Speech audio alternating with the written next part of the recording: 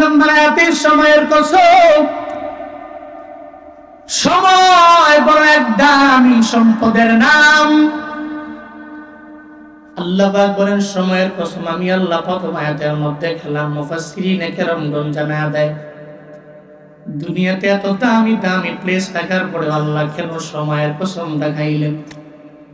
ফিলিস্তিন বড় দামি জায়গা, মদিনা মুনাওয়ারা বড় দামি জায়গা, মক্কা মুকাররমা বড় দামি জায়গা, এত দামি জায়গা থাকার পরে আল্লাহ কেন সময়ের কসমটা খাইলেন রে বাপ? সময় এমন এক দামি সম্পদের নাম, কেউ যদি দুনিয়া বিলাইনে তারে গুরুত্ব দেয় উভয় জগতে লাভবান হয়ে যাবে, যেমন দুনিয়াতেও হবে আখিরাতেও হয়ে যাবে। দুনিয়ার বড় বড় কোম্পানির এমডি যারা, বড় ধনী যারা, এদের যা জিজ্ঞাসা করবেন আগে গরিব ছিলেন এখন ধনী কেমনে হইলেন, সে বলবে টাইমের গুরুত্ব দেওয়ার কারণে আল্লাহ আমার ধনী বানায়া দিল। অলসের মতো সারা দিন রাত লাগে যে ঘুমায়, জীবনে কোনোদিন ও দুনিয়া বিলাইনে সফল হতে পারে না, ঠিক কিনা? সফল হতে হলে সময়ের দাম দাও যুবক। দেখবেন মাঝে মাঝে ৩-৪ জন বন্ধু একই ক্লাসের মধ্যে পড়ে, একই সেন্টারের মধ্যে পরীক্ষা দিয়ে দিল এসএসসি এইচএসসি পরীক্ষা। ৩-৪ জন বন্ধুর ভিতরে 2 জনে পাস করে আর 2 জনে ফেল মারে। এলাকা দিয়া ঘুরে বেড়ায়, মুরব্বী জিজ্ঞাসা করে তোমার রেজাল্ট কি? কয় ফেল মারলাম। কেন রে? কয় প্রশ্ন কঠিন করেছ। মুরব্বীর বুঝতে বাকি নাই কেন ফেল মারছো, এই ব্যাপারে আমি পরিপূর্ণ জানলাম, পরিপূর্ণ বুঝলাম। তোমার 2 বন্ধু যেই সেন্টারে পরীক্ষা দেয় তুমিও সেই সেন্টারে পরীক্ষা দাও, তুমি যেই ক্লাসে পড়লো সে একই ক্লাসে পড়লো, সে একই ক্লাসে পড়ে একই সেন্টারের মধ্যে পরীক্ষা দিয়া সে ফার্স্ট হয়ে গেল, তুমি ফেল হয়ে গেলা। এর মানে হলো সে সময়ের দাম দিয়া পড়াশোনা করার কারণে সে ফার্স্ট হইল, তুমি সময়ের দাম দাও নাই। রাত 12টা-1টা পর্যন্ত যদি মোবাইল চালাও, যদি বইয়ের সাথে তোমার সম্পর্ক নাই, শুধু টিকটকের সাথে সম্পর্ক, শুধু রিলসের সাথে যদি সম্পর্ক লাগাও, ইউটিউবে সম্পর্ক লাগাও, নাটক সিনেমায় যদি সম্পর্ক লাগাও, তো তুমি তো পরীক্ষা হলে গিয়ে কিচ্ছু লিখতে পারবা না, তুমি তো লাল মারবা, তুমি তো ফেল মারবা। এটাই তো স্বাভাবিক ব্যাপার। मैं दूर हूँ मजबूर हो ऐ सैयद आलम, मैं दूर हूँ मजबूर हो ऐ सैयद आलम, दीदार दिखाते नहीं आवाज सुना दो, दीदार दिखाते नहीं आवाज सुना दो, मैं सूरत यूसुफ को नहीं चाहने वाला, मैं सूरत यूसुफ को नहीं चाहने वाला, मैं कैस के मानंद नहीं आशिक लैला, मैं कैस के मानंद नहीं आशिक लैला। দবিরগঞ্জ কেন্দ্রীয় কবরস্থানের উন্নতি করবে যুব সমাজের উদ্যোগে আয়োজিত তাফসীরুল কুরআন মাহফিলের আজ 5 ফেব্রুয়ারি 2025 মুতাবাররাকি মজলিসের সম্মানিত সভাপতি, অত্র কবরস্থানের সম্মানিত সভাপতি, বিশিষ্ট সমাজ সেবক জনাব খন্দকার মোহাম্মদ আবুল হোসেন সাহিব, আজকের এই মাহফিলে আমার পূর্বেই কোরআন এবং হাদিস থেকে দিক নির্দেশনামূলক বাণী আপনাদেরকে শুনিয়েছেন। সারা বাংলার আলোড়ন সৃষ্টিকারী সুমিষ্ট ভাষী তরুণ ওয়াইজ ইসলামী সঙ্গীত শিল্পী এরামদহ মণ্ডলপাড়া কেন্দ্রীয় জামিয়া মসজিদ সিরাজগঞ্জের সম্মানিত খতিব হাফেজ মাওলানা মোহাম্মদ জাকারিয়া হোসেন তারা শীদা মাকবরকাতুহুম, আজকের এই মাহফিলে বাদাল মাগরিব আলোচনা করেছেন আপনাদের সুপরিচিত দবিরগঞ্জ কেন্দ্রীয় জামে মসজিদের সম্মানিত খতিব বানাইল হাজিবাড়ি মদিনাতুল উলুম কওমিয়া হাফিজিয়া নুরানি মাদ্রাসা মির্জাপুর টাঙ্গাইলের সম্মানিত উস্তাদ মুকাররম হাফিজ মাওলানা মুফতি শাহাদাত বিন জিয়া দামাত বারাকাতুহুম। সুন্দর আলোচনা করেছেন দুজনই। বাদাল মাগরিব উনি আলোচনা করেছেন, আমার আগেই জাকারিয়া হোসেন তারাশি সাহেব লং টাইম দারাজ কণ্ঠে কোরআন এবং হাদিস থেকে সুন্দর কথা আপনাদেরকে শুনিয়েছেন। কিছু দিনই আলোচনা শোনার জন্যে আপনারাও এ রাতে আরামের ঘুমকে হারাম করে দিয়ে ময়দানে বসে আছেন। শুরুতেই আমাকে একটু উচ্চ কণ্ঠে উচ্চ আওয়াজে জবাব দিবেন, এই সুন্দর মজলিসটি পেয়ে আপনারা খুশি না বেজার? আরো জোরে বলতে হবে, খুশি না বেজার? আজকের এই মাহফিলের আয়োজন করেছেন দবিরগঞ্জের যুব সমাজ। ব্যাকগ্রাউন্ডে অনেকের অক্লান্ত পরিশ্রম রয়েছে। আমি দোয়া করছি আল্লাহ প্রত্যেককে দুনিয়া এবং আখেরাত উভয় জগতে কল্যাণকামীদের অন্তর্ভুক্ত বানিয়ে দেন। সকলেই পড়ি আমিন। ভাই সবই যে মাহফিলে আসলেন, বসলেন, কিছু দিনই আলোচনা শুনবেন। আমাদের প্রত্যেককে আসার মতো, বসার মতো, কিছু বলার এবং শোনার মতো তৌফিক দিয়েছেন কে? যদি আল্লাহ তৌফিক না দিতেন আমাদের কারো পক্ষেই সম্ভব ছিল না এই ময়দানে আসা, কথা বলার, বসার, কথা শোনার। কারণ বান্দার কোনো তৌফিক নেই, বান্দার কোনো পাওয়ার নেই, বান্দার কোনো ক্ষমতা নেই। যদি ক্ষমতা বান্দার থাকতো তাহলে ফেরাউনের লাইফে ফেরাউন পতন নিজের চোখে দেখতো না। যদি বান্দার হাতেই পাওয়ার থাকতো তাহলে নমরুদের পতন নিজের চোখেই দেখা লাগতো না। যদি বান্দার হাতেই থাকতো পাওয়া তাহলে আবু জাহাল তার নিজের চোখেই তার পতনকে দেখতে পারতো না। যদি বান্দার হাতেই পাওয়ার থাকতো তাহলে 16 বছরের বাংলাদেশের জুলুম করনেওয়ালা স্বৈরাচারীরাও নিজেদের পতন নিজেরা দেখতে পেত না। ঠিক কি না? এটা বাস্তবতা। বান্দার হাতে পাওয়ার নেই, বান্দার হাতে ক্ষমতা নেই। সর্বময় ক্ষমতার মালিককে, এ ব্যাপারে কোনো সন্দেহ আছে? সর্বময় ক্ষমতার মালিক যিনি, উনি চাইলেই কোনো ব্যক্তিকে সম্মান দিতে পারে, উনি চাইলেই আবার এই সম্মানকে কেড়ে নিতে পারে। কারণ সবকিছু তারই হাতে, বিয়াদিহিল মুলক, তার হাতেই তো রাজত্ব। আল্লাহু আলা কুল্লি শাইইন কাদির, আল্লাহই তো সমস্ত কিছুর উপরে ক্ষমতা রাখে। পড়েন আল্লাহু আকবার। এজন্য তৌফিক কার? ক্ষমতা কার? চলার মতো যোগ্যতা কে দেন? যে আল্লাহ দেন। ওই আল্লাহর প্রশংসা করার প্রয়োজন আছে না নেই? চিল্লায় পড়ি আলহামদুলিল্লাহ। আরো জোরে আলহামদুলিল্লাহ।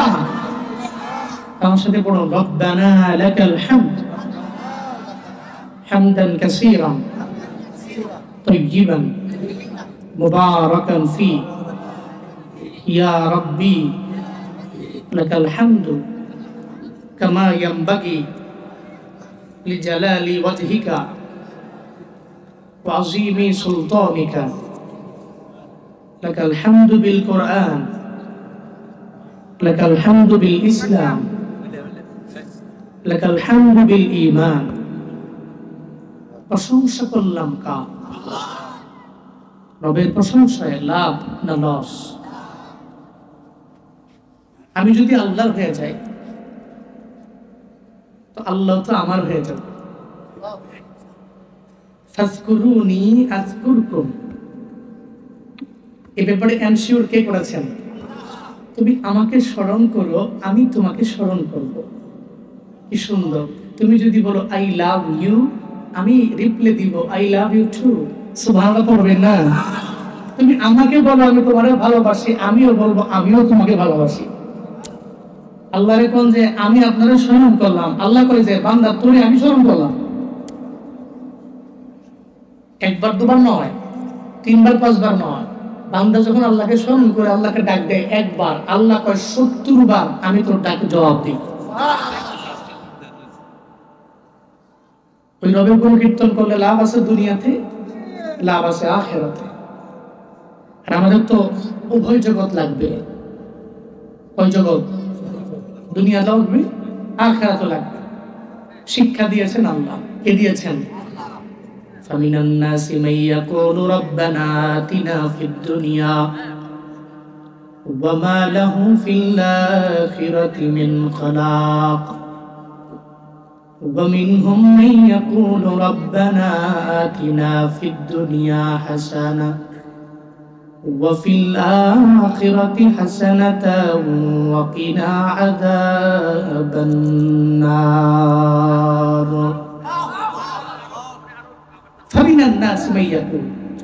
মানুষের মধ্য থেকে এমন কিছু ব্যক্তি আছে যে বলে রব্বানা আতিনা ফিদ দুনিয়া, শুধু দুনিয়াতেই দাও, আখিরাতের প্রয়োজন নেই। দুনিয়া দুনিয়া দুনিয়া দুনিয়া করতে করতে করতে ফজর শেষ, যোহর শেষ, আসর শেষ, মাগরিব শেষ, এসব শেষ। এমন দুনিয়া মুখী আখিরাতের মুখী না ব্যক্তি সমাজে আছে না নাই? দুনিয়ামুখী আখিরাত বিমুখী। আল্লাহ কয় ওমা লাহু ফিল আখিরাতি মিন খালাক। ও তো আমার কাছে শুধু দুনিয়া চাইছে, তো তার আমি দুনিয়া দিছি, যা দিলাম। বাট ওমা লাহু ফিল আখিরাতি মিন খালাক, তার জন্য আখিরাতে বিন্দু থেকে বিন্দু মাত্র পরিমাণ কোনো অংশ পাবে না, দুনিয়াই পাবে। চাইছে সে দুনিয়া, তো ভাব আল্লাহ পাক বলছেন অমিনহুম, তাদের মধ্য থেকে এমন কিছু ব্যক্তি আছে যারা বলে রব্বানা আতিনা ফিদ দুনিয়া হাসানা, রব দুনিয়াতে কল্যাণ দাও, ওয়া ফিল আখিরাতি হাসানা, আখিরাতেও কল্যাণ দাও, ওয়া কিনা আযাবান নার, জাহান্নামের কঠিন ভয়াবহ আযাব থেকে আমাকে মুক্ত করো। আল্লাহ পাক বলেন যারা দুনিয়া চায় দুনিয়া পায়, আখিরাত পায় না। যারা দুনিয়াও চায় আখিরাতও চায়, জাহান্নামের আযাব থেকেও মুক্তি চায়, আমি তাকে দুনিয়াতেও কল্যাণকারী বানাই, আমি তাকে আখিরাতেও সফল বানাই, জান্নাতের মালিক বানাই। তাহলে আল্লাহর কাছে চাইতে হবে, আল্লাহ শিখায়া দিলেন কয়টা? রব্বানা আতিনা ফিদ দুনিয়া হাসানা ওয়া ফিল আখিরাতি ওয়া কিনা আযাব। চাইবেন এভাবে, পারবেন তো ইনশাআল্লাহ। আল্লাহ মৃত্যু পর্যন্ত শুধু দুনিয়া না, দুনিয়া আখিরাত এই সমস্ত কিছু চাওয়ার তৌফিক দান করেন। আরো জোরে বলেন আমিন। ভাই সব, আমি খুতবায় সূরাতুল আসর তিলাওয়াত করেছি। কোন সূরা? সবার এক সুপরিচিত এই সূরা, সময়ের সূরা বলে সবাই জানে। সময়, আসর, মাত্র 3টি তার আয়াত। কয়টা? ওয়াল আসর, শেষ এক আয়াত। ইন্নাল ইনসানা লাফি খুসর, শেষ 2 আয়াত। ইল্লাল্লাযীনা আমানু ওয়া আমিলুস সলিহাত ওয়া তাওয়াসাউ বিল হক ওয়া তাওয়াসাউ বিস সাবর, শেষ 3 আয়াত। অনেক বড়, অনেক বড়, ছোট সূরা। সূরা আসর মাক্কি সূরা। আল্লাহ পাক নবীর উপরে নাজিল করলেন কেন? তাফসীরের ভাষায় যেটাকে বলা হয় শানে নুজুল, অবতরণের প্রেক্ষাপট। কেন নাজিল করলেন? সূরা আসর আল্লাহ পাক নবীর উপরে নাজিল করলেন, প্রথম আয়াতে শপথ করলেন, তারপরে দ্বিতীয় আয়াতে দুনিয়ার সমস্ত মানুষগুলোকে ক্ষতিগ্রস্ত বলে আখ্যা দিলেন। আবার এখান থেকে 4 গুণে গুণান্বিত ব্যক্তিকে বের করে আনলেন হরফে ইস্তিসনা ইল্লা এর মাধ্যমে। কেন? পৃথিবীতে প্রথমে এনেছেন নফি, এরপরে ইল্লা এনে এটাকে ইসবাত করেছেন। প্রথমে ছিল নেতিবাচক দিক, কিন্তু ইল্লা এনে এটাকে ইসবাত করেছেন, ইতিবাচক করেছেন। এখানে হচ্ছেন তাই আল্লাহ বলছেন দুনিয়ার সমস্ত মানুষরা ক্ষতিগ্রস্ত ইল্লা, তবে হ্যাঁ লাভবান এদের মাঝে কারা? 4 গুণে গুণান্বিত ব্যক্তি। পড়েন না সুবহানাল্লাহ। এখন সবাই ক্ষতিগ্রস্ত বইলা লাভবান কেন করবে? আবু জাহালকে বুঝালেন, উতবারে বুঝালেন, সাহেবারে বুঝালেন, ওয়ালিদ ইবনে মুগিরারে বুঝালেন। নবীর জামানার বড় বড় দুশমন হলো আবু জাহাল, উতবা, সাহেবা, ওয়ালিদ ইবনে মুগিরা, একসময় আবু সুফিয়ান। এরা নবীর চিরশত্রু ছিল, চির দুশমন। আবু জাহাল একটা পর্যায়ে বলতে লাগলো, মুহাম্মদ বারবার শুধু এক আল্লাহর গুণ কীর্তন করে, এক আল্লাহর গুণগান বারবার গায়। এই মুহাম্মদের হাতে যারা কালেমা পড়ে মুসলমান হয়ে গেল, এক আল্লাহর গুণগান গাইলে দুনিয়ার মধ্যে এরা লাভবান হতে পারবে না। কাবার ভিতরে 360টা মূর্তি মুশরিকেরা রাইখা এদের কাছে গিয়া পূজা করে, এদের সামনে গিয়া মাথা ঠেকায়। শুধু তাই না, একটা বড় গাছ দেখলে, বড় মাছ দেখলে দেখবেন মুশরিকেরা তার পূজা করে, তার দরবারে মাথা ঠেকায়। কিন্তু মুসলমানদের এত মূর্তি লাগবে না। মুসলমানদের ইবাদত পাওয়ার যোগ্য একজন, চিল্লায়া বলেন তার নাম। মুসলমানদের রব হলো আমার মালিক। হিন্দুদের পূজা করনেওয়ালা মূর্তির অভাব নাই। আবু জাহাল বলতে লাগলো যে মুহাম্মদ বারবার এক আল্লাহর গুণকীর্তন করার জন্য সবাইরে বলে, এক আল্লাহর গুণকীর্তন করলে, গুণগান গাইলে এরা লাভবান হতে পারবে না, বরঞ্চ আমরাই তো লাভবান। কারণ আমাদের ইবাদত করনেওয়ালা মূর্তির অভাব নাই, পূজা করনেওয়ালা মূর্তির অভাব নেই। অথচ এদের মূর্তি 360টা কেন? 1000, 1 লাখ, 2 লাখ মিললে এদের যা দিতে পারবে না। আমার আল্লাহ ডাবল ডাবল ডাবল ডাবল বহু গুণে আল্লাহ দিতে পারে, ঠিক কিনা? আবু জাহাল ডেকে বলে, ও মুহাম্মদ, যতই বলো যে তোমরা লাভবান হতে পারবে না, বরং ক্ষতিগ্রস্ত হয়ে গেল, আমরাই লাভবান হয়ে গেল। কিন্তু আবু জাহাল তো কে লাভবান কে ক্ষতিগ্রস্ত এটা আবু জাহাল বলতে পারবে না, উতবা বলতে পারবে না, সাইবা বলতে পারবে না, ওয়ালিদ ইবনে মুগিরা বলতে পারবে না। জান্নাতে কে যাবে, জাহান্নামে কে হয়ে যাবে, এই ব্যাপারে তো নির্বাচন করার দায়িত্ব আল্লাহ দুনিয়ার কোনো বান্দারে দেয় নাই। এই দায়িত্ব আল্লাহর কাছে আল্লাহ নিজেই রাখছেন। কে জান্নাতে যাবে, কে জাহান্নামে যাবে, চিল্লায়া পড়া যাবে কি মারহাবা। আল্লাহ পাক বলেন, ও জিবরাইল, আমার নবীর দরবারে যাও, নবীর দরবারে সূরা আসর নিয়ে চলো। আবু জাহাল বলতে লাগলো, ক্ষতিগ্রস্ত আমার মুমিন বান্দারা, এরা লাভবান। কিন্তু কে লাভবান কে ক্ষতিগ্রস্ত এই ব্যাপারে তো আমি আল্লাহ জানি, দুনিয়ার কেউ জানে না। সূরা আসর নিয়ে নবীর দরবারে যাও, আমার নবীরে গিয়া জানা দাও, নবী যাতে আদায় শোনা দেয়। ওয়াল আসরি ইন্নাল ইনসানা লাফি খুসর ইল্লাল্লাযীনা আমানু ওয়া আমিলুস সালিহাতি ওয়া তাওয়াসাউ বিল হাক্কি ওয়া তাওয়াসাউ বিস সাবর। চিল্লা পড়বেন কি আল্লাহু আকবার।